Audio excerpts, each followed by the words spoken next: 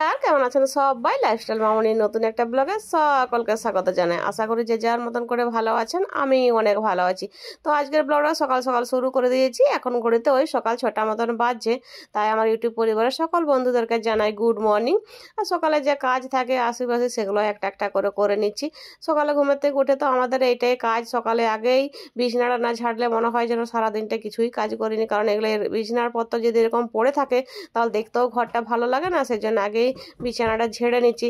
আর এখন তো হালকা হালকা ঠান্ডাও লাগছে ভালোই সকাল দিকটা, সেই জন্য যে হালকা কম্বল করে বের করেছিলাম সেগুলো সুন্দর করে গুছিয়ে বাগিয়ে রেখে দিলাম। আর শীত আসা মানে ঘর জড়ো, আমার তো মনে হয় সমস্ত জিনিসটা বের করতে হয়, আর এধার সেধার সমস্ত কিছুটাই পড়ে থাকে। শীতকালে মনে হয় ঘরে জামা কাপড় রাখার জায়গায় থাকে না, এতটাই চারদিকটা ছড়িয়ে ছিটিয়ে রাখা হয়। বাড়তি জিনিসগুলো তখন বেরিয়ে যায়, তো সেই জন্য ঘর ভর্তি হয়ে যায় শীতকালে। তো এই যে দরজাটা আমি খুলেছি, এখন ঘরটা ঝাড়ু দিয়ে আবার বাইরে যখন বেরিয়েছি সকালবেলায়, তখন দেখছি খুব জোর ঠান্ডা ঠান্ডা হাওয়া দিচ্ছে। মানে আজকে মনে হচ্ছে খুবই ঠান্ডা লাগছে, এরকমই লাগছে। রাতের দিকে হালকা হালকা লাগছে, কিন্তু আর ফ্যানও চালাতে হয়েছে যখন দরজা জানলা বন্ধ থাকে। কিন্তু সকালবেলায় দরজাটা খুলেই দেখলাম খুব হাওয়া দিচ্ছে, ঠান্ডাটা ভালোই লাগছে। সমস্ত কাজগুলো হয়ে যাওয়ার পরে এখানে যে ছোলা সিদ্ধ করেছেন, ছোলা সিদ্ধ, মুড়ি আর এই যে আচার, তেল, শসা, পেঁয়াজ, কাঁচা লঙ্কা দিয়ে সুন্দর করে যে মুড়িটা মাখিয়ে বাবুকে এখন খেতে দিয়ে দিয়েছি। তারপর আমি এই যে দেখতে পাচ্ছেন এগুলো আবার কি, এগুলো হচ্ছে যে কলাই বেটে নিয়েছিলাম বিড়ি কলাইয়ের বড়ি দেওয়ার জন্য। আসলে আমি না কোনোদিন বিড়ি কলাইয়ের বড়ি দিইনি, এই প্রথমবার চেষ্টা করে দেখছি, কি জানি কীরকম হবে। তো যেমনই হোক না কেন, এই যে আমি এখন বসে বসে বানাচ্ছি। আর কলাইগুলো কালকে রাতে ভিজিয়ে রেখেছিলাম, ভিজিয়ে রাখার পর সকালবেলা বেটে নিয়েছি। কিন্তু যখন আমি কলাইটা বাটছিলাম তখন কিন্তু ভিডিওটা করতে ভুলে গেছিলাম বলতে বাবুকে পড়াচ্ছিলাম আর একদিকে আমি বাটছিলাম, সেই জন্য তখন আর ভিডিওটা চালু করিনি। তো সেই জন্য আর শেয়ার করতে পারলাম না আমার সঙ্গে। একেবারে এই যে বড়িগুলো দিচ্ছি তখন আপনার সঙ্গে শেয়ার করছি। তো বড়ি তো আমি প্রথমবার দিচ্ছি, আর এই যে ধৈর্য ধরে সময় নিয়ে আমি কাজটা করছি, কিন্তু দেখলাম যে ধৈর্য ধরে সময় নিয়ে কাজ করলে সফলতা আসবেই।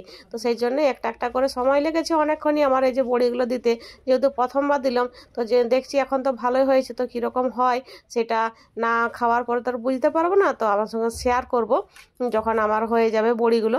তো তারপর আবার স্নান টান করে নিয়ে এখন আবার দুপুরবেলায় যে রান্না করব সেগুলো এখন নিয়ে বসে পড়েছি। তো আজকে এই যে পালং শাক নিয়ে এসেছিলো বাজার থেকে, আর এখন তো শীতকাল, পালং শাক নতুন বাজারে চলে এসেছে।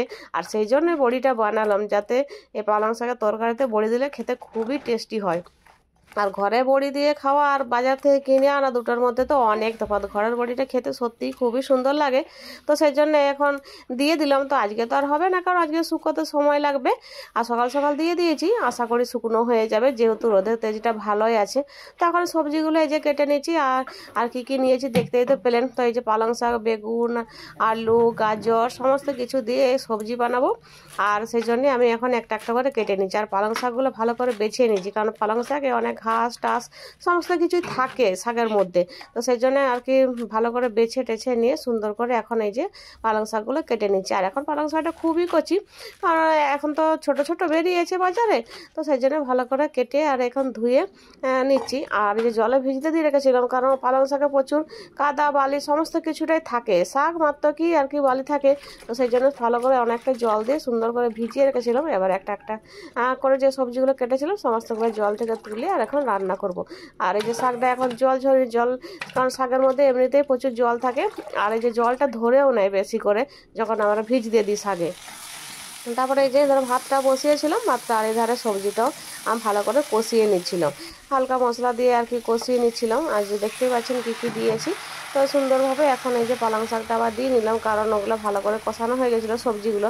তো সবজির মধ্যে কী কী ছিল আপনারা দেখেছেন। পালং শাকের সঙ্গে এইটা এইভাবে রান্না করলে আমার খেতে খুব ভালোই লাগে, তো সেই জন্যই সবজি বানাচ্ছি। আর শাকটা অনেকটাই কচি, সেই জন্য আর এই যে এক্সট্রা করে জল দিতে হয় না। শাকের মধ্যে যে জল ছিল সেই জল দিয়ে আমার এই যে দুপুরে সবজি রান্নাটা হয়ে গেল। আর কি কি রান্না করেছি সেগুলোও দেখিয়ে দিচ্ছি। এই যে মাছের ঝোল করেছি কাঁচকলা দিয়ে, আর বানিয়ে নিয়েছি যে বেগুন পড়িয়েছিলাম সেটাই এখন বানিয়ে নিচ্ছি।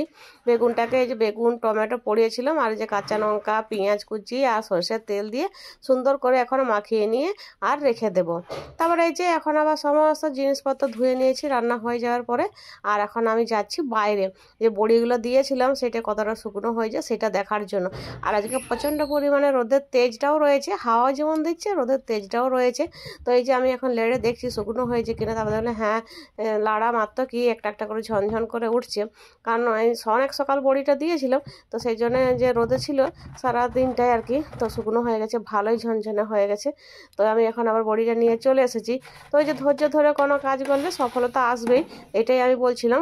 এই কারণের জন্যই যে একটা একটা করে কষ্ট করে সকালবেলায় যে বড়িগুলো আমি দিয়েছিলাম ধৈর্য ধরে সময় নিয়ে, এই যে তার সফলতা পেলাম। এটা খুবই ভালো লাগছে, বড়িগুলো এত সুন্দর হয়েছে, সাদা ধবধবে দেখতে তো আমার খুবই ভালো লাগছে। দোকান থেকে বড়িগুলো যেগুলো কিনা ফানা হয় সেগুলো কিন্তু অনেক শক্ত শক্ত হয়। তো আমি এই যে বড়িটা দিয়েছি প্রথমবার দিলাম, তো দেখলাম যে খুবই সুন্দর হয়েছে। আর যখন আমি বড়িগুলো তুলছিলাম এক একটা করে, আর এতটাই মুচমুচে হয়েছে মানে গুঁড়ো হয়ে যাচ্ছে, এত সুন্দর লাগছে। আর কলাই বড়ি খেতে আমাদের ঘরে সবাই ভালোবাসে, তো সেই জন্য ভাবলাম চেষ্টা করে দিয়ে দেখি কীরকম হয়। তো দেখলাম সত্যি খুবই সুন্দর হয়েছে। আর যে বড়িগুলো লাড়া মারতে গিয়ে একদম ঝনঝন করছে, শুনতেই তো পেলেন আপনারা। আর দোকান থেকে যে বড়িগুলো কিনে আনি না, সেই বড়িগুলো কোনো শক্ত শক্ত লাগে, ভালো লাগে না খেতে, টেস্ট হয় না। তো আমি যে বড়িগুলো বানিয়েছি কতটা টেস্ট হবে জানি না, আশা করি ভালোই লাগবে। তো যেদিন রান্না করব সেদিন রান্না করে আপনার সঙ্গে শেয়ার করব, আর টেস্টটাও কীরকম হয়েছে সেটাও আপনাদেরকে বলবো। তো এখন আবার রান্নাঘরে এসেছি, তো রান্নাঘরে এসেছি এই কারণে আজকে ভাবলাম সকালবেলায় ঠান্ডা ঠান্ডা লাগছিল ভালোই, তো আজকে একটু বিকেলবেলায় পায়েস বানাবো। তো বেলাটা তো এখন অনেকটাই ছোট হয়ে গেছে, বিকেলবেলা মানে এখন ওই ঘড়িতে 3:30 মতন বাজছে। আর এখনও 3:30টার সময় বানাচ্ছি পায়েসটা এই কারণে, কারণ বাবু গেছে স্কুলে, তো স্কুল থেকে এসে তাহলে গরম গরম পায়েসটাও হয়ে যাবে, তো খেতে পারবে। তো সেই জন্য ভাবলাম এখনই বানিয়ে নিই, বানিয়ে তারপরে রেখে দেবো। তো এই যে পায়েস বানানোর জন্য যে কড়াই বসিয়ে দিয়েছি, আর কড়াইয়ে পায়েসটা বানাবো, কারণ এই কড়াইয়ে পায়েসটা করলে বেশ আমার ভালো সুবিধা হয়। ছোট্ট মতন কড়াইটা তো সেই জন্য ওইটাতেই আমি বানিয়েছি, বেশি তো বানাবো না, অল্প করে বানাবো।